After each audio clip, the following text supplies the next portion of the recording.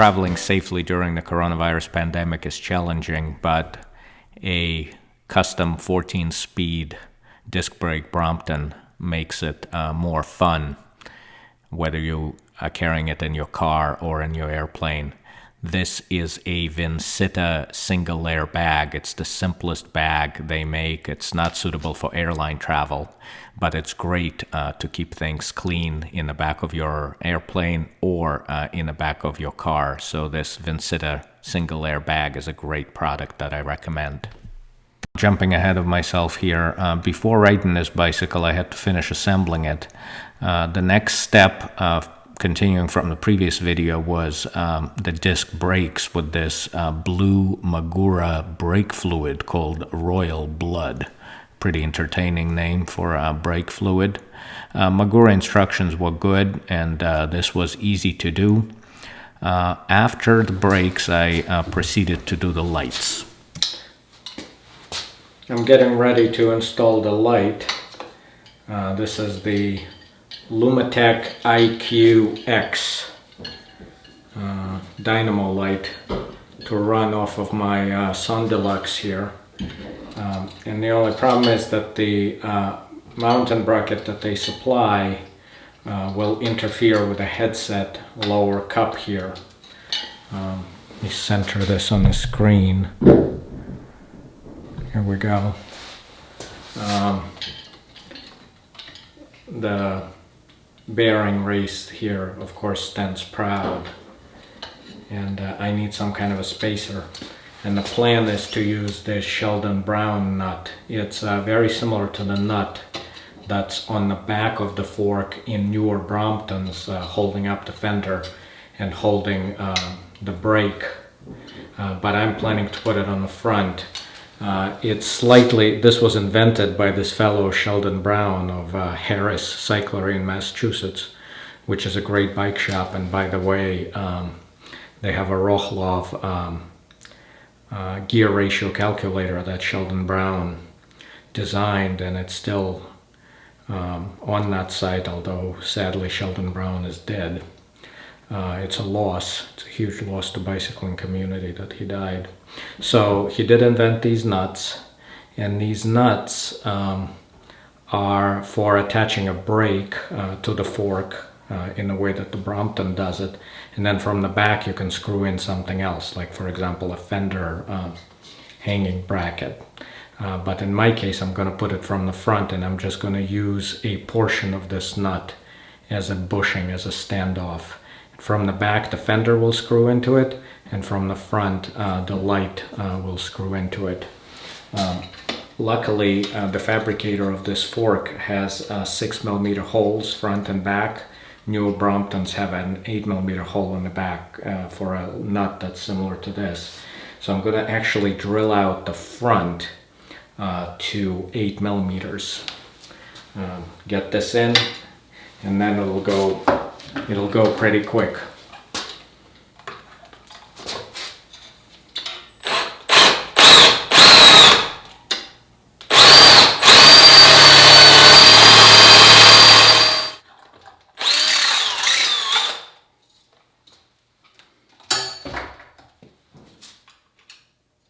That's better.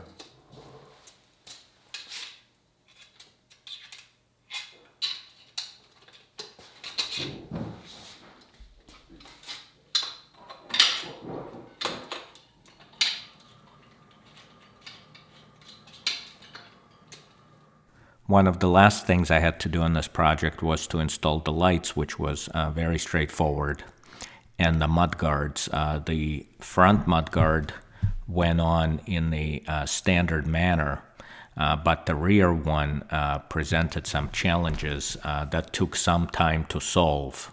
So once I attached the mudguard to the brake bridge and put on the rearmost mudguard stay, which is on the bolt right here, you can see that the wider triangle makes the other two mudguards too short.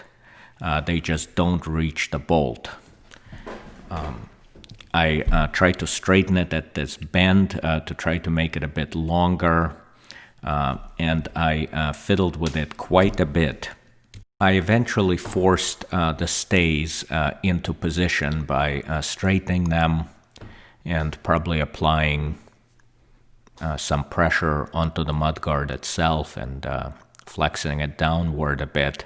But when I finally forced it into position, I wasn't satisfied with the solution for a couple of reasons. The vertical frontmost stay was making contact with the bleeding screw of the brake caliper. The second from the front or middle stay was making contact and rubbing on the widest part of the brake caliper where the piston sits. And the rear stay was pretty good. I straightened it out a little, and because it passed just under the brake caliper, the fit of the rear stay was good, but the two front ones needed to be a bit longer. I eventually came up with an easy solution of this problem. Because there are 3 lengths of rear mudguard stays, and each length gets 8 millimeters longer from front to back, you can always get a longer stay for your frontmost and your second position by buying an extra set of stays. All right, there is a way to get good clearance between the mudguard and the tire, even possibly a larger tire, using a wide disc brake 135 millimeter triangle by using only stock Brompton mudguard stays, but not in the way in which Brompton uses them. This shortest stay over here on a stock bike, I'm holding it here, is too short to be used in this application. So the short one is not used, and that means you're going to need 2 sets of stays, and you're going to have a bunch of short stay spares.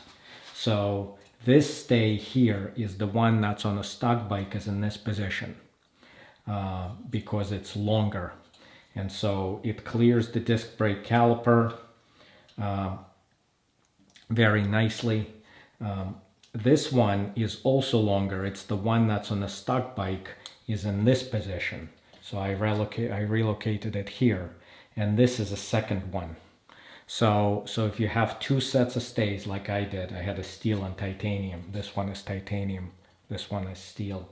You will use 2 of the longest ones like this and one of the second longer one here. And so you're going to have 2 short ones and 1 intermediate one left over.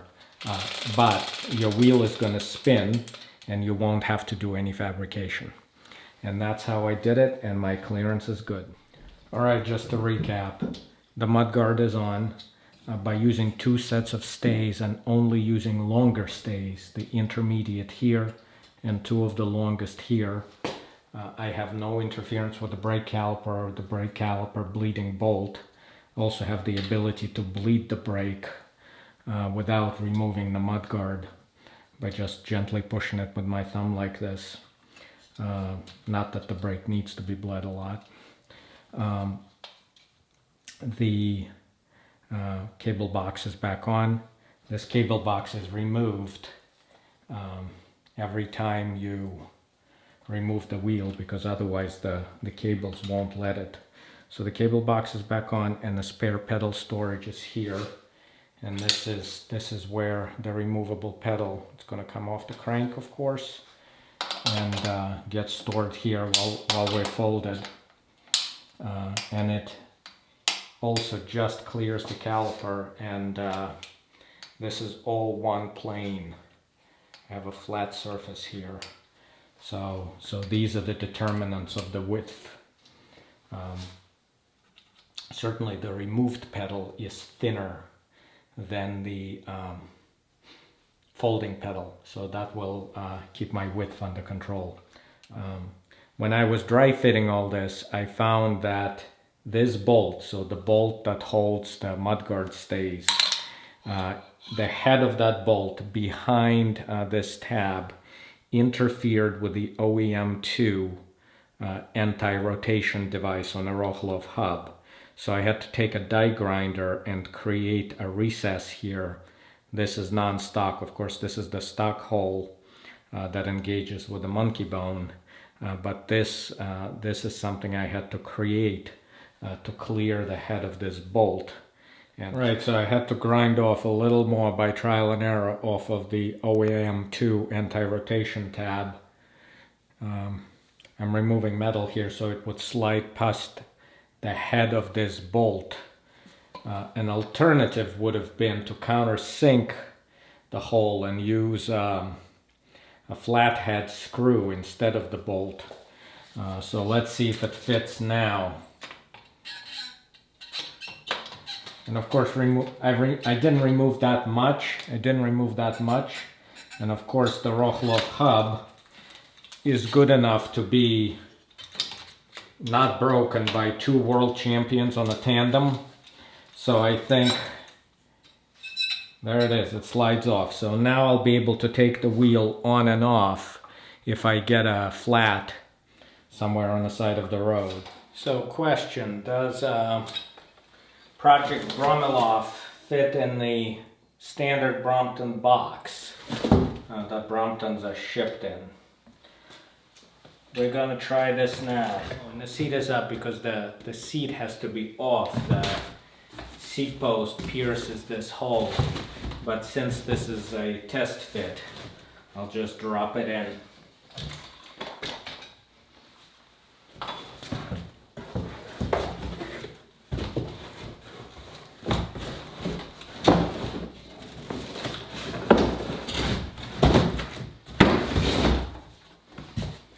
It goes in, but there is a bulge. The bulge is right here. It's caused by just one side of the handlebar.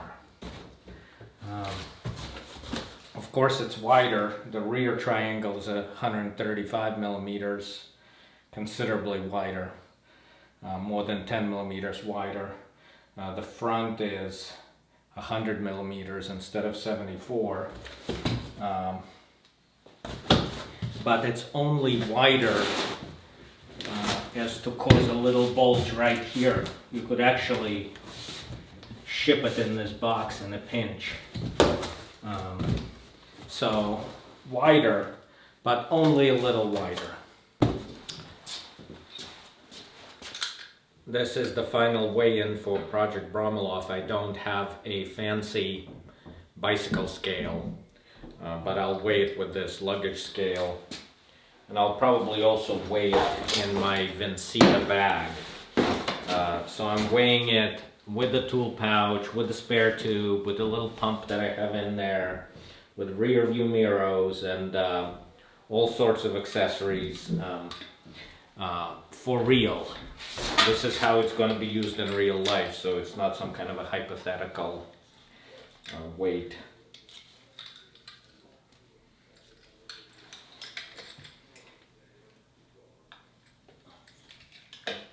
Set it to kilos.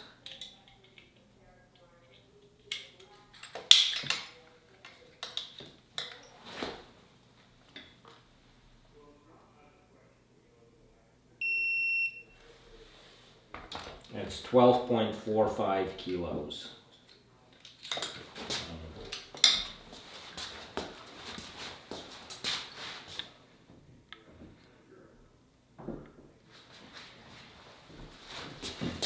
Now I'm going to weigh it in a Vincita bag. This is the bag that Vincita calls single layer one, and the trick is to identify the higher side, this side. This is where the seat is supposed to be.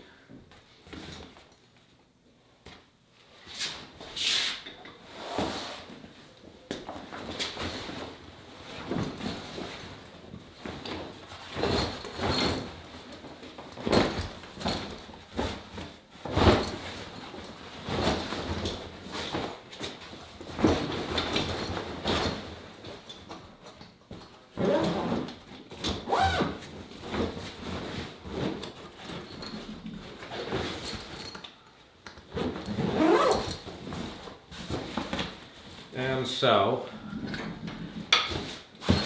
in the bag, and it's going to be weighed in pounds. Well, let me see what it is in kilos. Didn't zero it. 0 kilos.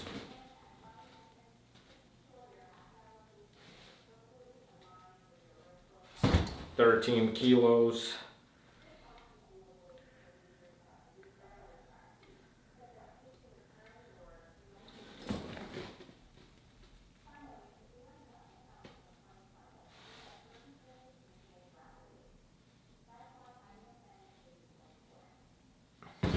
It's 29.5 pounds.